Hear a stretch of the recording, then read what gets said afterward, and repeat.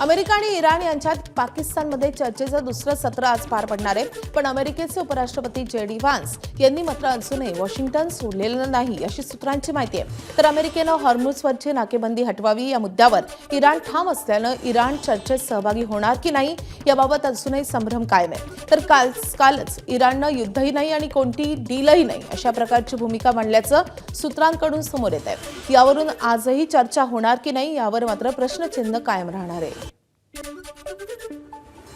इराणच्या न्यायपालिकेचे प्रमुख गुलाल हुसेन मोहसेनी यांनी अमेरिकेच्या कारवायांवर कडाडून हल्लाबोल केलाय. अमेरिकेकडून युद्धविरामाचं उल्लंघन होत असल्याचा आरोपही त्यांनी केलाय. इराणच्या बंदरांची नाकेबंदी करणं आणि इराणी व्यापारी जहाजांवर हल्ला करणं हा थेट युद्ध अपराध असल्याचं त्यांनी म्हटलंय. अमेरिकेच्या या आक्रमक पावलांमुळे दोन्ही देशांमधील तणाव शिगेला पोहोचलाय. इराणकडून कोणत्याही क्षणी या कृत्याला चोख प्रत्युत्तर दिलं जाऊ शकतं असा इशाराही त्यांनी दिलाय.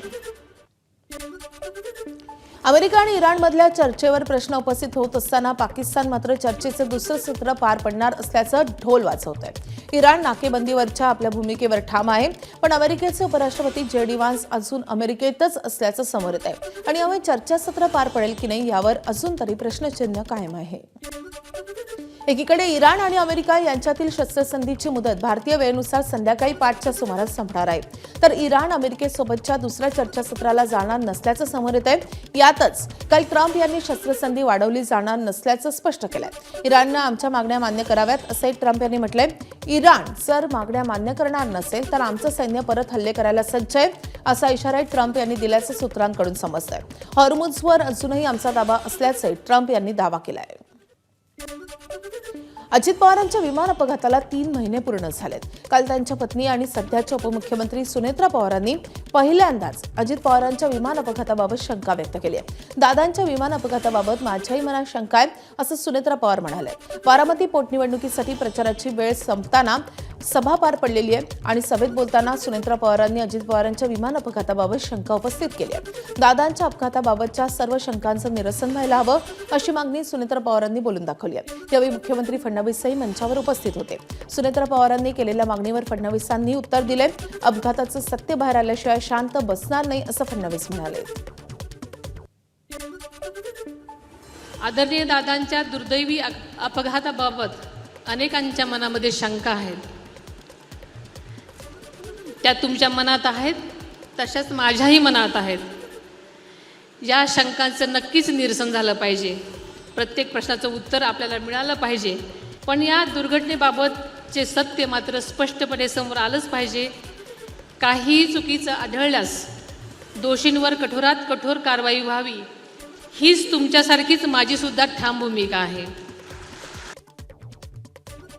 दादांबद्दल आपल्या प्रत्येकाच्या मनामध्ये संवेदना आहे, प्रेम आहे आणि विशेषतः ज्याचा वहिनींनी उल्लेख केला, दादांचा ज्या प्रकारे अपघात झाला त्यातनं प्रत्येकाला मनातनं असं वाटतं की अपघाताचं सत्य काय आहे हे बाहेर आलं पाहिजे. मी सभागृहातही सांगितलं, आज देखील या ठिकाणी सांगतो, जोपर्यंत हे सगळं सत्य बाहेर येत नाही आम्ही कोणीही शांत बसणार नाही, स्वस्थ बसणार नाही. हे सत्य आम्ही बाहेर आणल्याशिवाय या ठिकाणी राहणार नाही. बारामतीत सुनेत्रा पवारांच्या प्रचारासाठी काल सांगता सभा पार पडली आहे. या सभेसाठी मुख्यमंत्री फडणवीस बारामतीत दाखल झाले होते. निमित्त सुनेत्रा पवारांच्या प्रचार सभेचं असलं तरी या ठिकाणी अजित पवारांच्या आठवणींना उजाळा देण्यात आला. आधी अजित पवारांसंदर्भात एक व्हिडिओ सभेत दाखवण्यात आलाय. या व्हिडिओत अजित पवारांची गाजलेली वक्तव्य, दादांच्या कामाची शैली याचा उल्लेख करण्यात आला होता. हा व्हिडिओ पाहताच सभेला उपस्थित असलेले नेते आणि बारामतीकरांच्या अश्रूंचा बांध फुटलाय. त्यानंतर सभेत भाषण करताना अनेकांनी दादांच्या आठवणींना उजाळा दिलाय.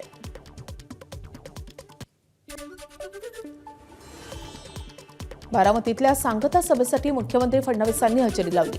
बारामतीत दाखल होताच फडणवीस सर्वात आधी अजित पवारांच्या स्मृतीस्थळी गेले. मुख्यमंत्र्यांनी स्मृतीस्थळावर जाऊन अभिवादन केले आणि त्यानंतर मुख्यमंत्री सभास्थळी दाखल झाले. फडणवीसांनी त्यांच्या भाषणातून अजित पवारांच्या आठवणी जागवल्या आहेत. एक नाही 100 कामं ही दादांनी हातामध्ये घेतली होती. बारामतीला त्यांनी देशातलं एक सुंदर शहर तर केलंच, या संपूर्ण मतदारसंघाला दादांनी एक वेगळं अशा प्रकारचं चित्र निर्माण करून दाखवलं, पण त्याच वेळी त्याच्याही पलीकडे काम करण्याची दादांची इच्छा होती. कॅन्सर हॉस्पिटल असेल, या ठिकाणी त्यांच्यामुळे तयार झालेलं मेडिकल कॉलेज असेल, जिल्हा क्रीडा संकुल असेल, बारामती रेल्वे क्रॉसिंगच्या ठिकाणी भुयारी मार्ग असेल, इतके कामं दादांना करायचे होते. पण मला विश्वास आहे आता त्याच तडफेनं आणि त्याच गुणग्राहकतेनं आदरणीय सुनेत्रा वहिनींच्या नेतृत्वात यातलं एक एक काम पूर्ण होईल. आणि निश्चितपणे ज्यावेळी ही कामं पूर्ण होतील त्यावेळी स्वर्गातून दादा देखील या कामांना आशीर्वाद देतील, याबद्दल माझ्या मनामध्ये शंका नाही. बारामतीत पार पडलेल्या सुनेत्रा पवारांच्या सांगता सभेला सुप्रिया सुळेंनी हजेरी लावली. या सभेच्या मंचावर अनेक महायुतीचे नेते उपस्थित होते. या सभेला मुख्यमंत्री येणार असल्यानं सुळे आणि फडणवीसांची भेट होणार का याकडे सर्वांचं लक्ष होतं. मात्र भाषण झाल्यावर सुप्रिया सुळे निघून गेल्या आणि त्यानंतर फडणवीस सभास्थळी दाखल झाले आणि त्यामुळे सुप्रिया सुळे आणि फडणवीसांची भेट टळली. बारामतीच्या पोटनिवडणुकीत सुनेत्रा पवार यांना मतदान करा असं आवाहन शरद पवार यांनी बारामतीच्या मतदारांना केलंय. एक पोस्ट करत शरद पवार यांनी बारामतीकरांना हे आवाहन केलंय. सुनेत्रा पवारांना मत देणं हीच खरी अजितदादांना श्रद्धांजली असेल असंही शरद पवार म्हणाले. तर सुनेत्रा पवारांच्या सांगता सभेत चर्चेचा विषय ठरला ते म्हणजे जय पवारांचं भाषण. अजित पवारांविषयी बोलताना जय पवार भावूक झाले. जय पवारांनी अजितदादांच्या अनेक आठवणी ताज्या केल्या. माझी शेवटची सांगता सभा जेव्हा आपण सगळे समोर आलो तेव्हा मी दादांच्या समोर भाषण केलं आणि आज वहिनींसाठी आणि दादांसाठी गावागावी फिरताना सगळ्यांच्या मनात एक आशा दिसत होती.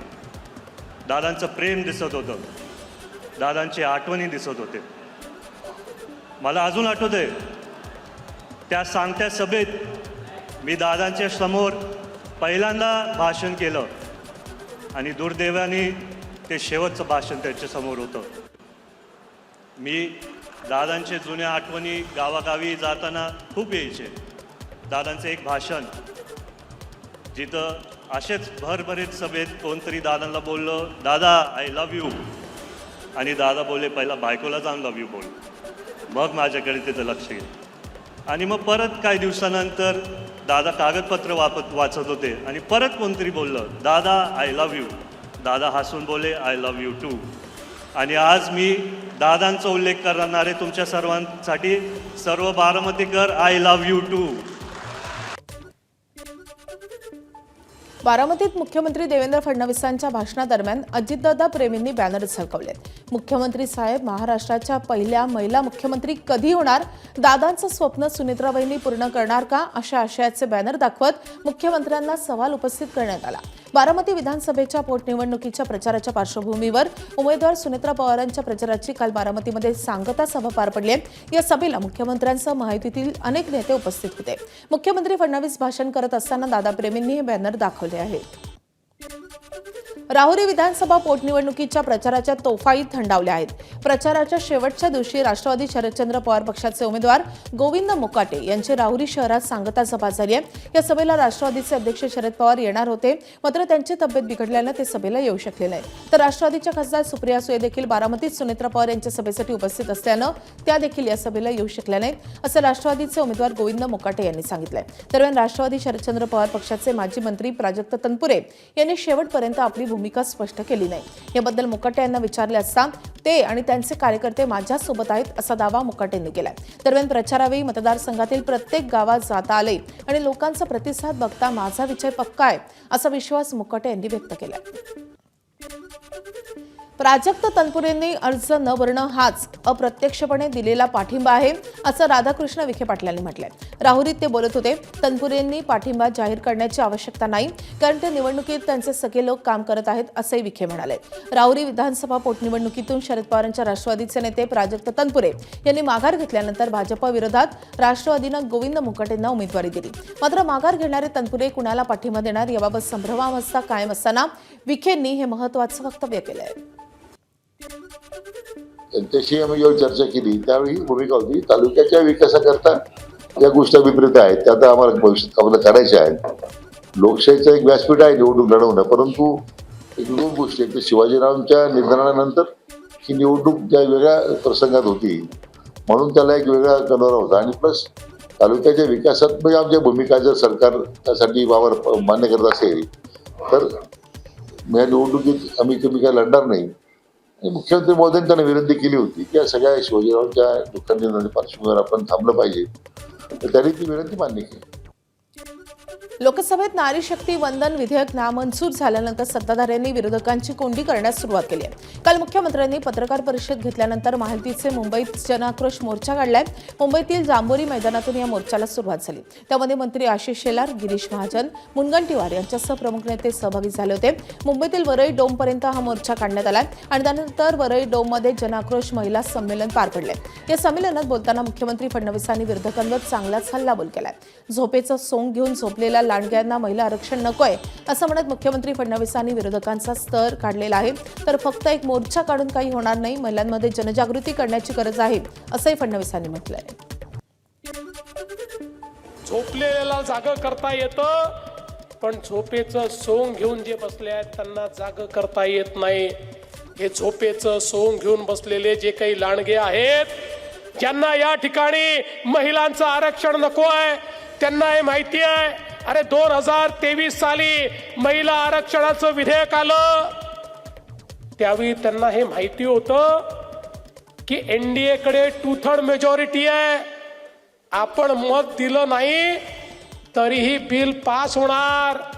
मुकाट्याने सर्वांनी त्याला समर्थन दिलं आणि ते बिल पास झालं आणि संविधान संशोधन होऊन महिलांना आरक्षण देण्याचा मार्ग मोकळा झाला. आणि मला सगळ्यात जास्त दुःख होतं त्या महिला खासदारांचं ज्यांनी याला विरोध केला. तुम्ही सुधारणांचा इतिहास बघा. सुधारणांचा इतिहास करताना ज्यावेळी महिला संघर्ष करत होत्या त्याही कालामध्ये काही अशा महिला होत्या ज्या सुधारणांना विरोध करत होत्या. त्याच मांदियाळीतल्या काही महिला या लोकसभेमध्ये आम्हाला पाहायला मिळाल्या ज्यांनी याचा विरोध केला. एक मोर्चा काढून शांत बसलो तर महिलांना न्याय मिळणार नाही.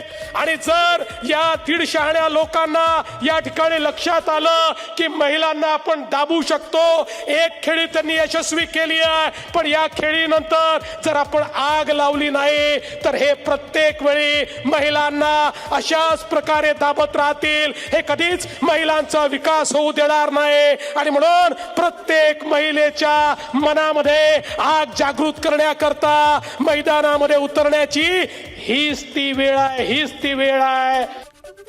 तर महायुतीच्या या जनआक्रोश मोर्चामुळे जांभोरी मैदान परिसरात वाहतूक कोंडी निर्माण झाली. या वाहतूक कोंडीच्या त्रासामुळे संतप्त झालेल्या महिलेनं गोंधळ घातला. मंत्री गिरीश महाजन यांना देखील यावेळी या महिलेच्या रोषाचा सामना करावा लागला. मैदान में जाके बोलिए ट्रैफिक को रोकते नहीं. Okay, get out of here.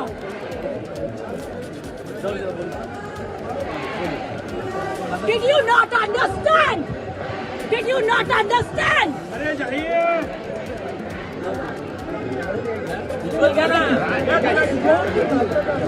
No, what is wrong with you? There are hundreds of people waiting. There is an empty ground there. Madam. Yes.